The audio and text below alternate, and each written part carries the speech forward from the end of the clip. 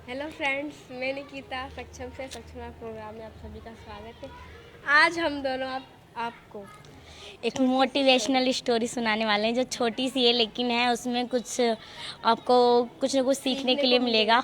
और बहुत ज़्यादा क्या कहेंगे, इससे आपको बहुत ज़्यादा मोटिवेशनल हमारी, जैसे कि आपको पता ही है हमारी हर दिन को कुछ ना कुछ मोटिवेशनल स्टोरी आपको मिलती रहती है। और ये आज भी कुछ ऐसी स्टोरी है ये जो आपको बहुत ज़्यादा पसंद आने वाली है। ये तो आज की स्टोरी हम सुनते हैं और कुछ ना कुछ सीखने के लिए आपको मिलता रहेगा।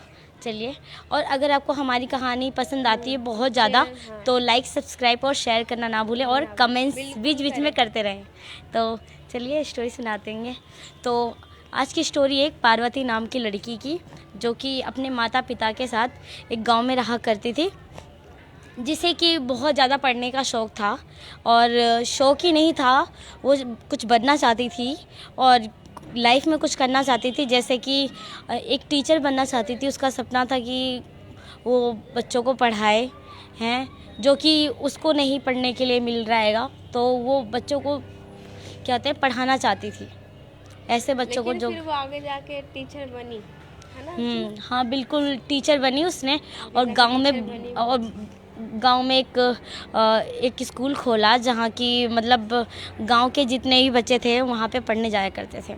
एनजीओ हाँ एनजीओ की तरह ही था, लेकिन है वहाँ हर तरह एजुकेशन हाँ पढ़ाती थी। फिर ये एजुकेशन के तौर पे।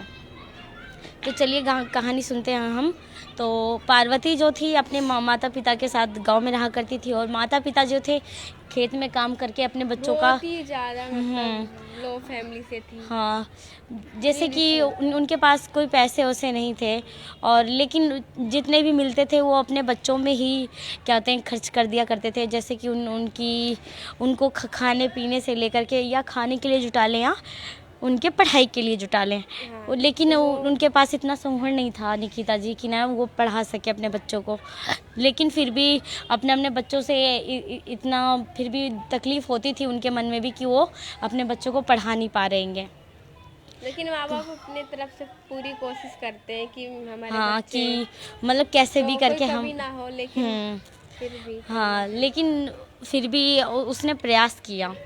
वह हमेशा अपने पापा से कहा करती थी, पापा प्लीज़ मेरा एडमिशन करा दो गांव के बाहर जो स्कूल लेगा। लेकिन वो स्कूल तो प्राइवेट था, वहाँ सरकारी कोई स्कूल था नहीं। प्राइवेट उसमें तो बहुत ज़्यादा फीस लगती हाँ है। बहुत ज़्यादा, लेकिन और जो वो वहाँ उसके मम्मी पापा जो दे नहीं सकते। हाँ, और वहाँ पे उनके पास पैसे नहीं थे कि वो लोग उसको मतलब पढ़ा सकें। या कहते हैं एक दिन की बात है कि मम्मी इसी वजह से उनकी रोने लगी कि मैं अपनी बच्ची को पढ़ा नहीं पा रही होंगी। हैं ये जो भी पैसे आते हैं वो घर खर्च में ही निकल जाते हैं और कुछ बचते नहीं हैं। उनको हमेशा इस बात की तकलीफ़ रहा करती थी निकिता जी की ना मतलब मैं अपने बच्चों के लिए कुछ कर नहीं पा रही हूँ। दिल कचोटता था उनका कि है मैं अपने बच्चों को कैसे भी करके कुछ बनाना चाहती हूँ कि आगे चल के जैसे ज़िंदगी हमने देखी है उनको ना देखना पड़े, कुछ ना कुछ बन जाए वो। माँ बाप सोचते हैं कि जैसे जिंदगी मैंने जी है वैसे हमारे बच्चे ना आगे जाके बिल्कुल ना जिए। तो जानते हैं फिर एक दिन की बात है कि तो वो ना जो गांव के बाहर जो स्कूल था तो वो वहाँ पे जाया करती थी। माता पिता जब क्या कहते चले जाया करते थे खेत के लिए, तो वो ना घर का सारा काम निपटाने के बाद गाय गोरू को खाना पीना देने के बाद वो तुरंत ही चली जाती थी गांव के बाहर, घूमते घामते चली जाती थी, क्योंकि उसका रोज़ का टाइम वही था कि 10 बजे वो वहाँ पहुँच जाती थी। वहाँ देखती थी बच्चों को पढ़ते हुए, तो उसे बहुत ज़्यादा अच्छा लगता था। पढ़ते हुए देखती थी, हाँ उसका भी बहुत मन करता था कि मैं भी और ना जब वो खिड़की स्कूल की खुली हुई रहती थी क्लास की, तो है वहाँ पे जाके देखा करती थी आज सर ने क्या पढ़ाया और क्या लिखा हुआ आएगा। धीरे धीरे उसको पढ़ना आ चुका था। जैसे कि वहाँ पे ब्लैक बोर्ड पे जो भी लिखा होता था वो आके क्या कहते हैं पेड़ों पे लिखना, जैसे हाँ पत्तों पे लिखना, जैसे कि कहीं पे भी पढ़ सकता है। जैसे कि उसको ना बहुत ज़्यादा इतना हद से ज़्यादा इतना पढ़ने का शौक़ हो गया था कि ना किताबों से जैसे उसे लगाव सा हो गया था। कहते हैं ना माँ बाप से जैसी मोहब्बत होती है तो है किताबों कॉपियों से भी मोहब्बत हो जाती है। ये ऐसी मोहब्बत थी उसे किताबों से और पढ़ने से। तो जानते फिर एक दिन की बात है कि ऐसी कई दिन बीत चुके थे, रोज़ वो रोज़ाना जाना आना, लेकिन संडे वाले दिन अक्सर छुट्टी रहा करती थी। तो फिर एक दिन की बात है तो फिर ना जैसे कि 10 बजे रोज़ाना का टाइम था रिखिता जी वहाँ जाने का उसका, तो एक दिन लेट हो गया उसे। लेट हो गया, वो 11:30 बजे पहुँची वहाँ पे। वहाँ देखा कि मतलब बच्चे पढ़ के बस उनकी छुट्टी होने ही वाली थी। तो आज वो बहुत रोने लगी। आज उसे कुछ सीखने का मौका नहीं मिला कि आज ब्लैक बोर्ड पे जो भी लिखा था आज मैंने नोट नहीं किया। तो उसे बहुत ज़्यादा रोने लगी हैं। तो जब खिड़की के बाहर ही जब उसे ना जो वहाँ का गार्ड था, जब वो रूम बंद करने आते हैं क्लास के, तो वो देखा। जब खिड़की बंद करने गया तो वहाँ देखा एक बच्ची को रोते हुए। तो उसने तुरंत उस लड़की को पढ़ के लेके गया कि सोचा ये चोरी वोरी कर रही थी, इसका हाथ वाथ दब गया होगा इसलिए रो रही होगी।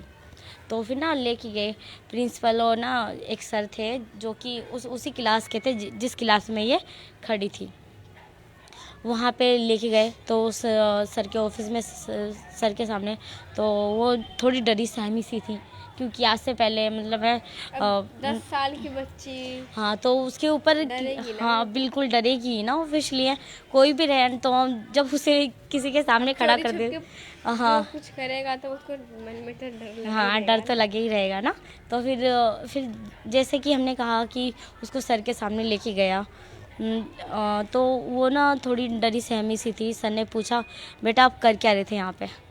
तो वो बोलने लगी मतलब हिचकिचाते हुए, सर मैं ये यहाँ पे ना मतलब कि मैं ये वो ऐसे बोलने लगी है, मतलब बोल नहीं पा रही थी, हिचकिचा रही थी, बहुत ज़्यादा डर चुकी थी कि ना वो बोले तो बोले क्या। तो एक जो घर मतलब स्कूल की साफ़ सफाई करने वाली आती होंगी, तो उन्होंने बोला कि सर कहीं कुछ चुराया ना हो इसने, चलो इसकी चेकिंग कर लेते हैं। तो उसकी चेकिंग की तो उसके पास कुछ नहीं मिला सिवाय एक पेंसिल के अलावा। मिलता भी क्या, पढ़ने वाली लड़की हाँ थी, तो पेंसिल था उसके हाँ हाथ हाँ में। पेंसिल था। तो उसने कोई चोरी हाँ तो की तो नहीं थी। वो पेंसिल ना कहते हैं काफ़ी छोटी सी थी, इतनी बड़ी सी पेंसिल थी जिसे देख के वो लोग हंसने लगे कि है बताओ एक छोटी सी पेंसिल ले रखा है इस लड़की ने। तो उसको सर ने कहा छोड़ दो है। तो फिर ना सर ने देखा जब इसके पास पेंसिल लेगी तो उससे पूछने लगे बेटा आप ये बताओ आप करते क्या हो? तो बोलने लगी सर मैं ना मेरे को पढ़ने का बहुत शौक़ है, मुझे बहुत ज़्यादा पढ़ना है, बहुत ज़्यादा। मैं एक टीचर बनना चाहती हूँगी, बच्चों को पढ़ाना चाहती हूँगी, मुझे एक टीचर 10 बनना साल है। की लड़की का भी सही सपना कि टीचर बनना हाँ कि मैं उन बच्चों को मतलब गरीब बच्चों को एजुकेशन देना चाहती हूँ, गांव में एक स्कूल खोलना चाहती हूँ, मेरा सपना हैगा। तो ऐसे से बोलने लगी। सर की आंखों में आंसू आ गए। तो सर ने कहा कि बेटा आपके अंदर इतना लगाव हैगा, पढ़ना चाहते हो आप, तो कल से एक काम करो आप जब ये मेरी क्लास ख़त्म हो जाती है ना तो आप यहाँ पे रोज़ाना आना, ठीक है, मैं आपको पढ़ाऊँगा। तो सर की बात सुनने के बाद वो बहुत ज़्यादा खुश हो गई, लेकिन एक बात का दुख भी था कि उसके पास कोई किताब उताब नहीं थी, तो वो पढ़ेगी किस में। तो सर के सामने हाँ तो कह दिया उसने, लेकिन उसके पास कुछ था नहीं। लेकिन है सर को पता चल गया था कि ना इसके पास कुछ है नहीं सिवाय एक पेंसिल के अलावा। तो फिर सर ने कहा ठीक है बेटा आप जाओ, मैं आपके लिए एक कॉपी और मतलब पेंसिल का मतलब आपके लिए लेके आऊँगा, ठीक है। सर भी इतने अच्छे कि बच्ची को हाँ तो पढ़ाने के लिए हाँ मान गए। हाँ तो फिर कल ना पार्वती गई वो क्लासरूम में, तो वहाँ कोई नहीं था सर के अलावा। तो सर ने कहा बेटा आप बैठ जाओ, मैं ब्लैक बोर्ड पे जो भी लिखता हूँ आप बताना क्या लिखा हुआ है। हाँ तो फिर लेके गए, तो फिर जो भी लिखा उसने बता दिया। सर को उन्होंने कहा कि जब अभी से इतनी सी बड़ी बच्ची को इतनी नॉलेज हैगी, आगे चल के पता नहीं क्या से क्या बन जाएगी है, और बढ़िया से बढ़िया एजुकेशन देगी बच्चों को है, जो कि इसके अंदर लगाव दिखता है मुझे, और ये कुछ करने का जज्बा भी दिखता है इस बच्ची में। हाँ तो फिर ना फिर सर ने कहा बेटा आप जब इतनी ज़्यादा अच्छे हो तो आपके मम्मी पापा ने आपका एडमिशन क्यों नहीं कराया? तो उसने बताया अपने घर की मानसिक हालत की, पापा मम्मी खेत में काम करके हमें खाने के लिए जुटा लेते हैं, वही बड़ी बात लगती है सर, क्योंकि हमारे मम्मी पापा के पास इतना पैसा नहीं हैगा कि हमें मतलब प्राइवेट स्कूल में या गांव में कोई सरकारी स्कूल है नहीं कि जिसकी वजह से हमें पढ़ाया जाए। तो गांव के बाहर ये स्कूल हैगा जो प्राइवेट हैगा, और इनकी इतनी इनकम है नहीं कि ये लोग मेरे को पढ़ा सकें। तो ये बात सुनने के बाद थोड़ा सर को भी दुख हुआ। तो उन्होंने सोचा कि जब स्कूल ख़त्म होगा तो मैं गांव के बच्चों को पार्ट टाइम पढ़ाऊँगा। उन्होंने सोचा कि मैं बच्चों को एजुकेशन दूंगा। जब स्कूल ख़त्म हो जाएगा तो मैं बच्चों को, गांव के जितने भी बच्चे होंगे जो घूमते घामते रहते होंगे, कम से कम वो यहाँ के कुछ सीखेंगे। तो उन्होंने सोच लिया और उन्होंने गांव के बच्चे को फ्री एजुकेशन नहीं बोल सकते, क्योंकि वो बच्चों को मतलब पढ़ाना चाहते थे कि चलो है कम से कम कुछ न कुछ तो बच्चों के अंदर आएगा। तो इसलिए उन्होंने सोचा कि स्कूल ख़त्म होने के बाद वो पार्ट टाइम बच्चों को पढ़ाएंगे। हाँ। तो इसीलिए उनको ना, मतलब गांव के बच्चे हाँ हैं तो जितने भी, हाँ तो उनको फिर आधा एक घंटा पढ़ाया जाए, हाँ तो कुछ कर सकते। रोज़ाना वो फिर ना पार्वती से कहा सर ने कि गांव के जितने भी बच्चे जिनके अंदर पढ़ने की इच्छा हो तो उन्हें आप ना बुला के लाना, ठीक है, कल से। तो वो फिर गई, फिर गांव के जितने भी बच्चे थे अपने अपने भाइयों को भी लेके जाने लगी। और फिर ना सर ने मतलब सारे बच्चों के लिए कहानी की किताबें, कॉपी, पेंसिल सबके लिए लाया, क्योंकि भाई वो प्राइवेट मतलब स्कूल में मतलब सर थे तो उनकी इनकम भी इतनी थी कि ना वो मतलब बच्चों को पढ़ा सकते हैं अपनी तरफ से। तो उन्होंने सबके लिए कॉपी किताब का इंतज़ाम किया और उन्होंने सबको पढ़ाना शुरू कर दिया। रोज़ाना पढ़ने के बाद हैं फिर पार्वती मतलब जब इतना ज़्यादा हुआ कि गांव में फिर सर ने कहा कि ना गांव में स्कूल तो खुलवाना पड़ेगा सरकारी। तो वहाँ के जो विधायक थे गांव के, तो उन्होंने उनसे बातचीत करी और वहाँ पे सरकारी स्कूल खुलवाने की बात की। तो वहाँ के विधायक को भी लगा कि भाई पढ़ाना सही रहेगा, आजकल के युवाओं के अंदर ये जज्बा हैगा, पढ़ लिख के कुछ ना कुछ कर सकते हैं, हमारे गांव का नाम रोशन कर सकते हैं। तो वहाँ के जो विधायक थे उन्होंने फिर धीरे धीरे काम चालू करवाया, सरकार से बात की, काम चालू हुआ, सरकार ने भी इसमें इन्वेस्ट किया, पैसे दिया, और कि गांव में अगर स्कूल खुलेगा बच्चे आगे बढ़ेंगे तो हमारा ही नाम रोशन होगा, हमारे देश का नाम रोशन होगा।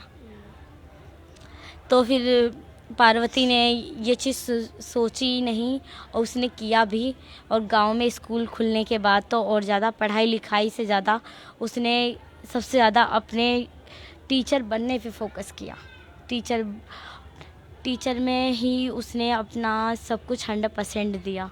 निकिता जी उसने पढ़ लिख के उसने पास किया और फिर कहते हैं कॉलेज भी गई।